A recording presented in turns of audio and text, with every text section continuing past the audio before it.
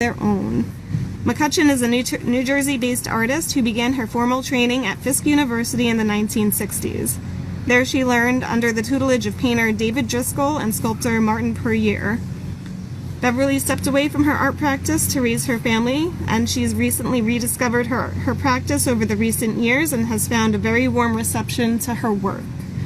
So without further introduction, I'm going to bring Beverly into the feed. Everyone welcome Beverly.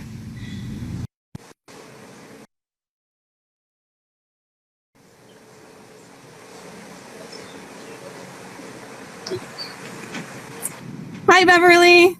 Hi, how are you? Good, how are you doing? Good, can you see me? How's that? That's much better. Better? Yes, you were in silhouette mode for a second. So how have you been? Oh, pretty good. I was just telling somebody that I kind of feel like I'm in limbo. Yeah. Because I'm a wanderer. I can spend a lot of time by myself, but I do like to wander. Yeah. And I don't feel so much like doing that now. But that's okay, because this has given me time to do some work. Well, that's perfect then. And you know, we all deal with stress differently. It's good that you're able to deal with it in a way that, you know, is able to let you do work. So that's nice. Yeah. Yeah. So I'm working on some things now, and so far so good. Awesome. We are excited to see them. But so let's get started with the interview. Okay. So basically, well, first of all, I want to thank you for joining us tonight, being on our Instagram Live and doing this interview with us. Thanks for having me. Yeah, and so basically, we're going to ask you some questions. You're going to answer some questions, and then you're going to show us around your studio. All right, good. Okay. So I guess let's start first with your own personal story and history as an artist, as a human, and how you've gone on your journey through life. Well, like a lot of artists, as a little girl, I always drew.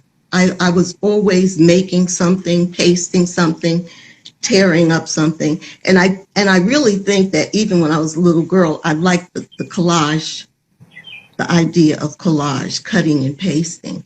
When I went to college, I wasn't quite sure what I wanted to do. But I stuck with safe stuff. But I was always in the art department. Yeah. So most of the classes I had were in art. Every chance I got, that's what I did.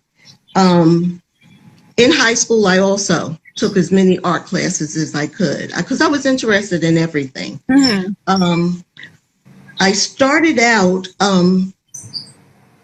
like I said, I always did create, but I had a job in education as a learning disabilities teacher consultant prior to, that was after I was a classroom teacher. But I was always queen of the bulletin boards.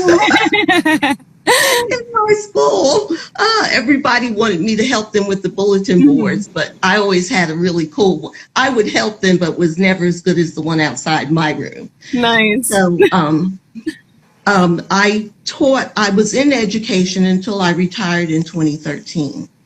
But during the years that I was in education, I always took art classes. I exhibited with the Exhibitors Co-op, which ran out of South Orange High School. It was headed up by Barbara Minch, who herself is a wonderful artist. But I couldn't quite find my niche. Yeah. Until I said, that's it, you want to do collage. So I started to do collage.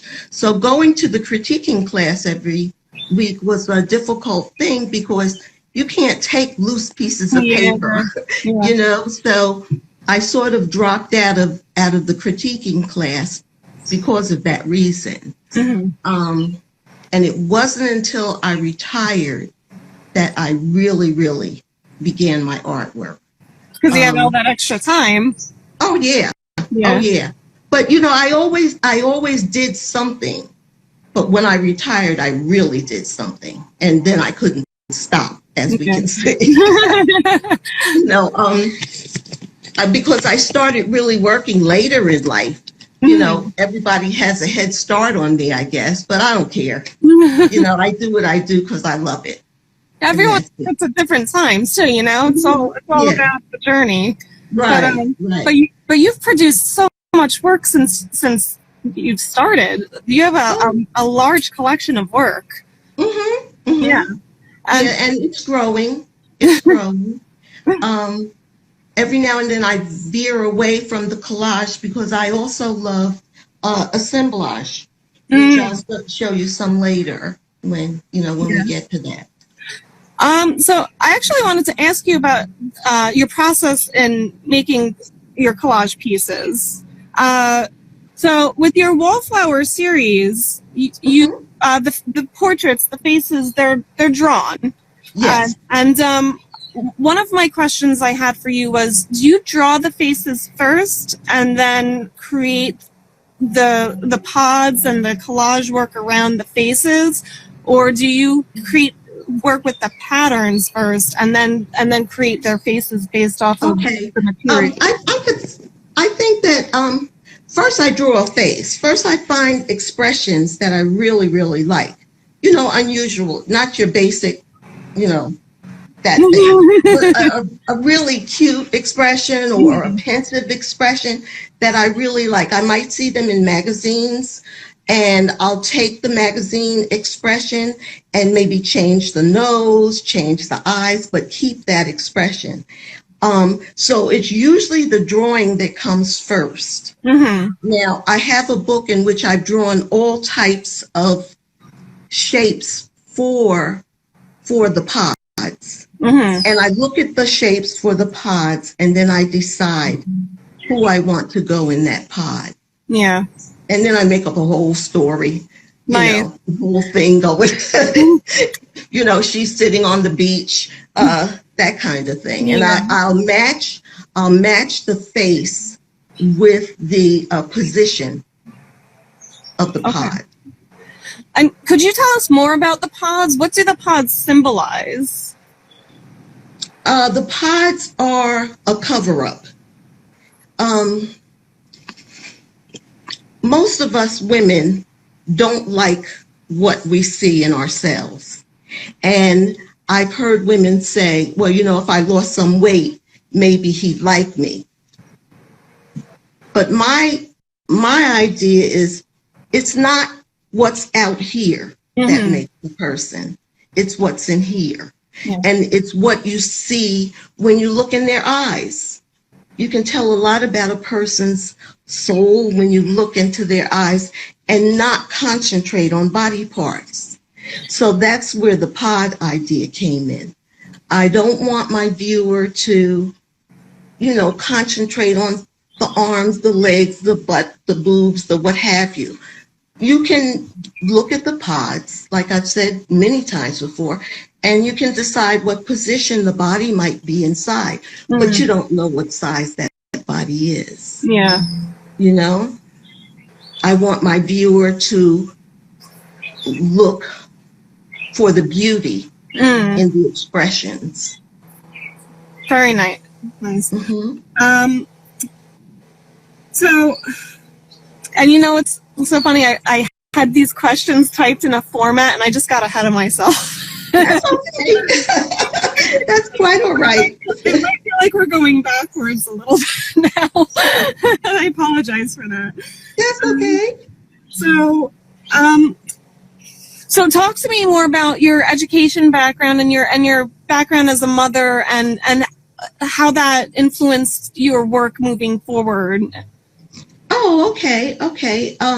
Well, when during my teaching career, I was always at school. I was always taking up another course, getting another certification, getting another master's degree, and I I wanted my kids to see how important education was, and it didn't matter how old you were. You could always learn. So I would go to art classes as well as, taking classes within my major, whatever it was. And, but I didn't work that much, when the kids were growing up. I had ideas in my head, but I just didn't have the oomph to get it out. Yeah.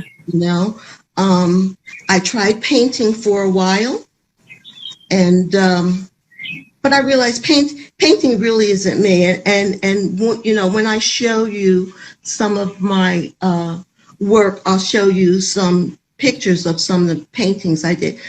Although I loved painting, it really wasn't me, because I realized I love cutting and pasting. I saw this movie. It was a documentary, and it was about women who had families. It was called Who Does She Think She Is? If you can get it at the library or on Amazon, you would absolutely love it. I'm writing that down. Who Does She Think She Is? And the whole premise behind the documentary was how women who had young children and families, how did they make time to create, and what the difficulties of doing that were. Yeah. And I always kept that in mind. So although I didn't create as much, I knew there was going to be a time when I could. Yeah. I didn't know when it was going to be, but I knew it was coming. Nice.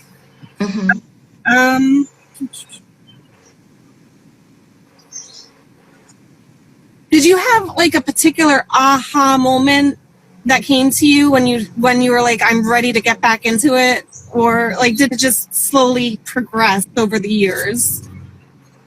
I think my aha moment came when I made my first wallflower. If I can find her, she's in here somewhere on a wall.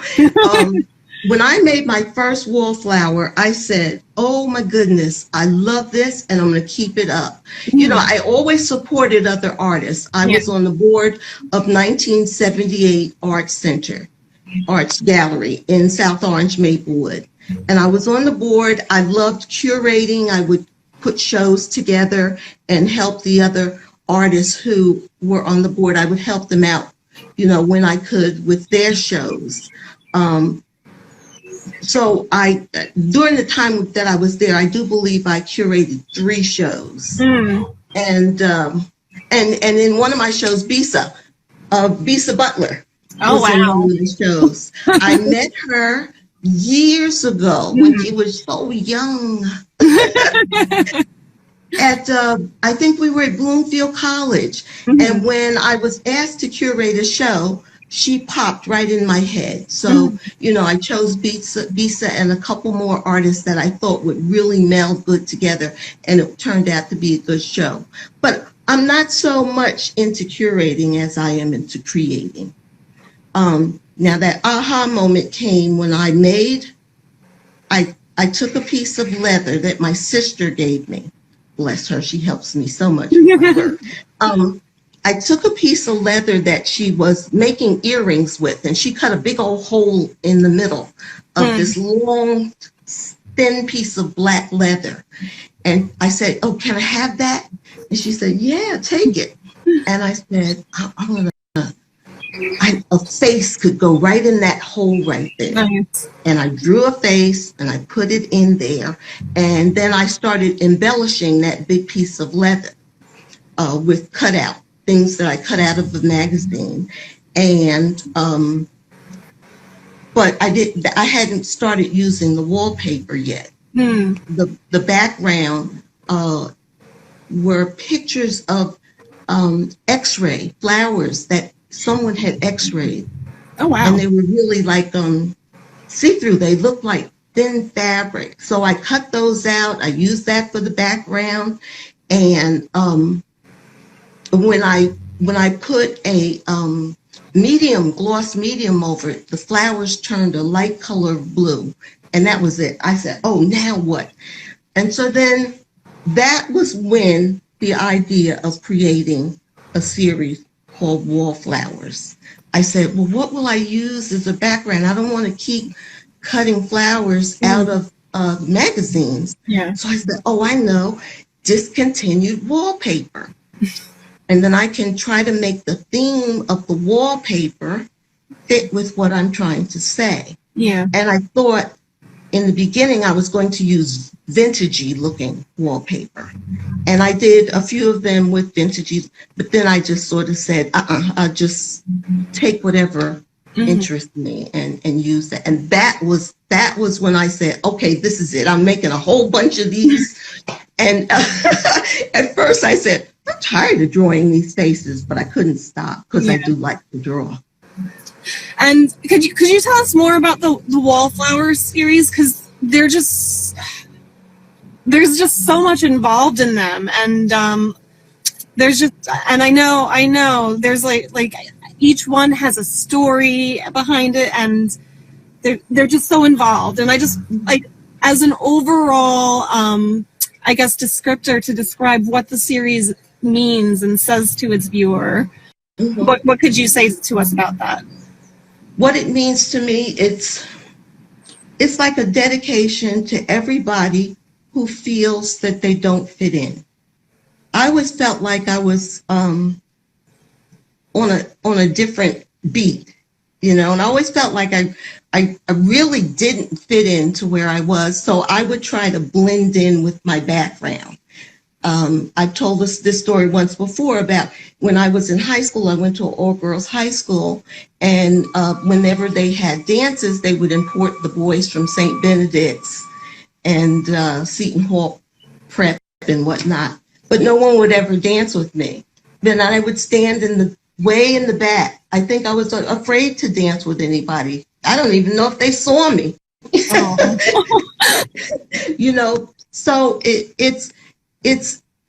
it's my story about little girls, and we're all little girls. We all have that little girl in us when, you walk in a room and you want to be there, but you don't want everyone turning around and looking at you. And that's to me, what a wallflower is. Yeah.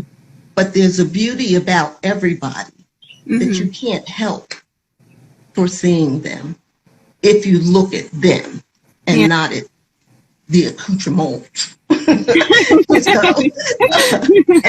that is the premise of my series. Yeah. And the series is, I feel as though every image within the Wallflower series that I have seen, every image is so intimate.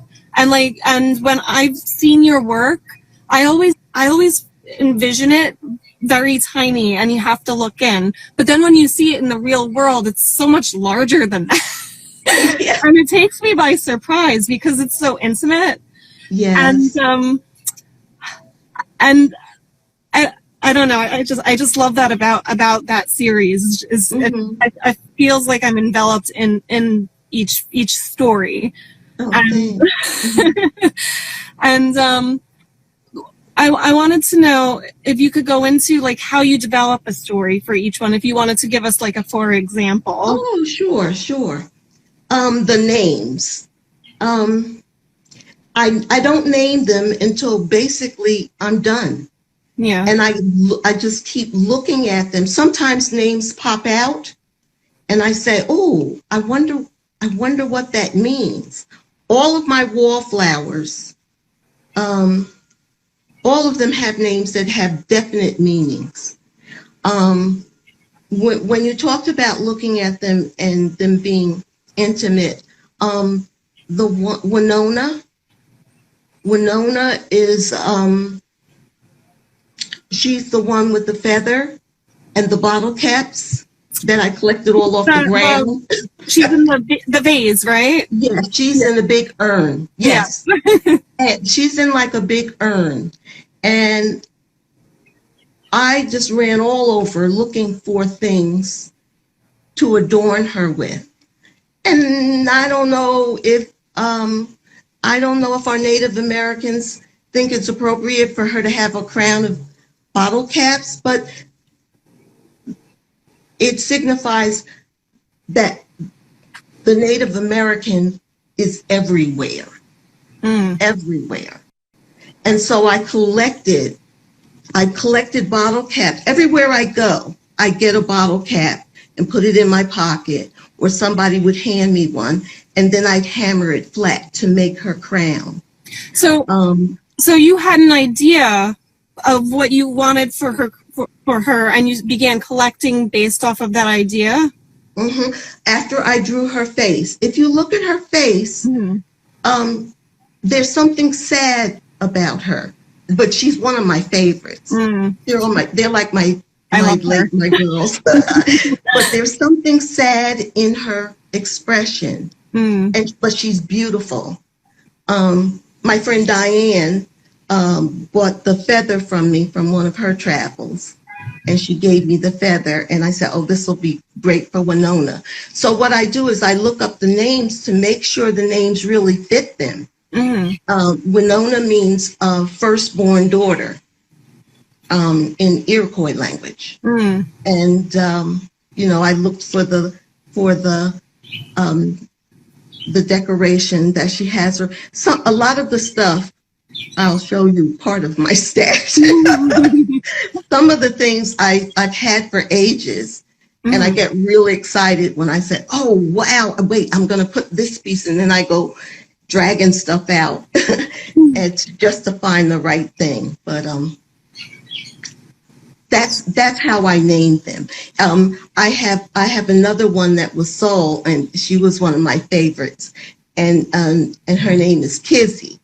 And Kizzy, I found out, has lots of meanings. It comes from the name Keziah, but it also means somebody who does not stray far from home.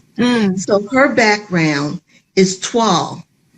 And what you see are a bunch of people playing in the background, just leisurely lying around. And she has a smirk on her face. Like, here I am working my tail off, and they're back there having a good time. And that face, I made that face. I kept going to the mirror and making a smirk and looking at myself and drawing it. And so that's what I have, a list of all of their names and exactly what their names mean.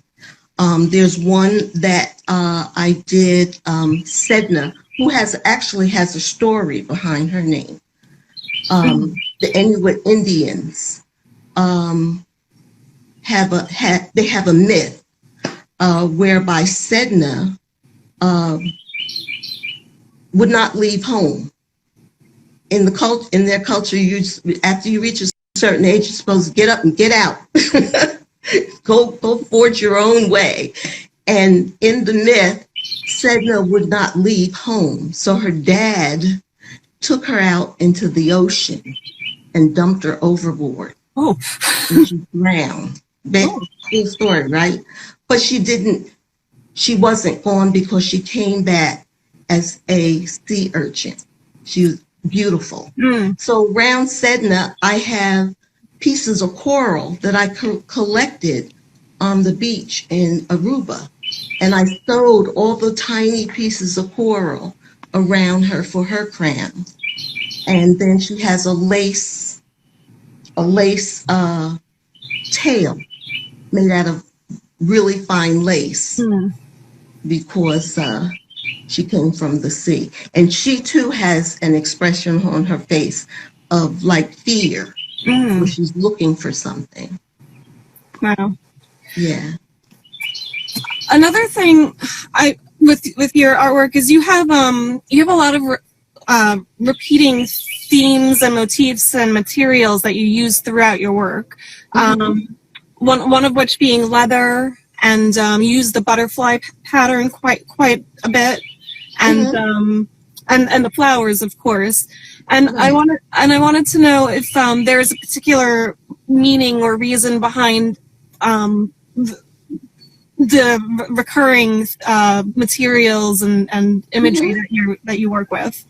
Well, the theme of the butterfly is I have a whole series that, thank goodness, they're now running out in the world. I think I have one left right here. Um, um, is you know, you're wrapped up in a cocoon, and then after you're in there and you break out like I did. You know, you break out. And into a beautiful butterfly. You were like creeping around and eating leaves as a moth, or not a moth, but a caterpillar. And then you wrap yourself up and burst out as a beautiful butterfly.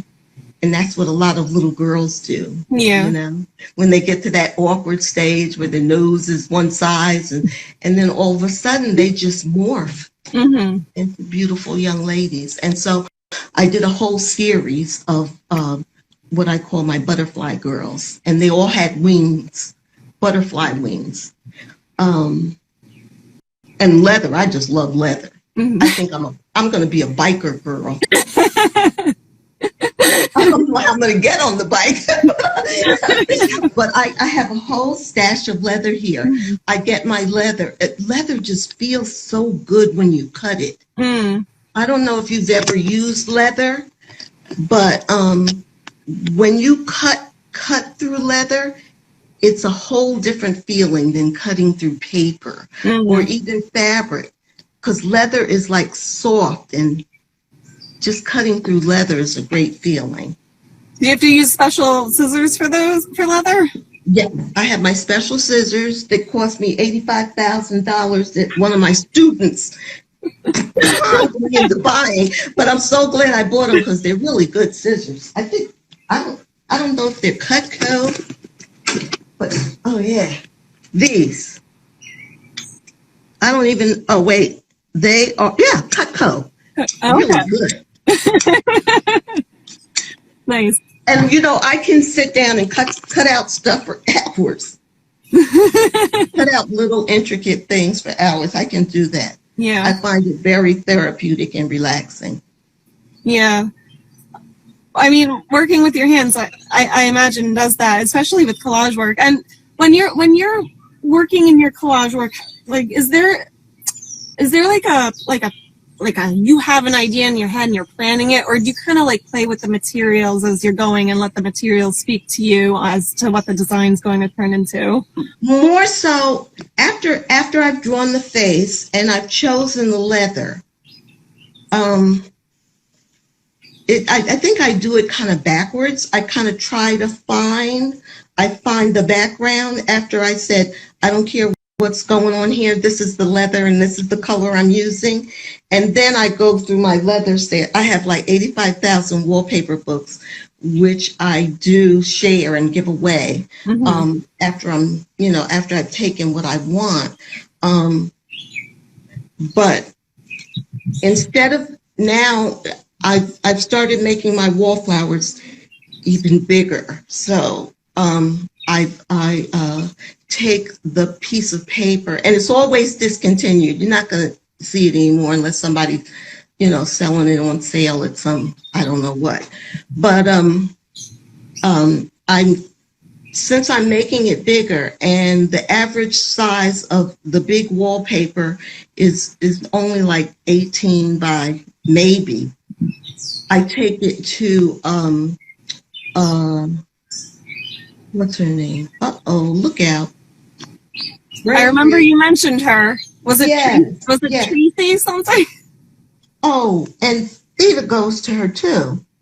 It'll come out in a second. But she enlarges the papers for me. And that's what I do. So I'm not restricted to size. April Tracy in West Orange. Yeah. And she also, she makes prints and whatnot. She has very good business. So, hey, April, I know you're out there. Shout out to April Tracy if you're looking for a printer. Yes. So therefore, I'm not restricted to the sizes anymore. And I can make my pieces bigger.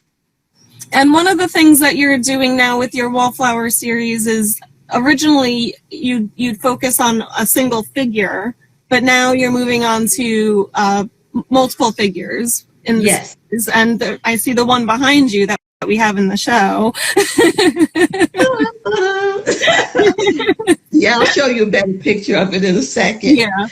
So could you tell us about how you've decided to go from single figures to focus on to now two figures in each of these pieces?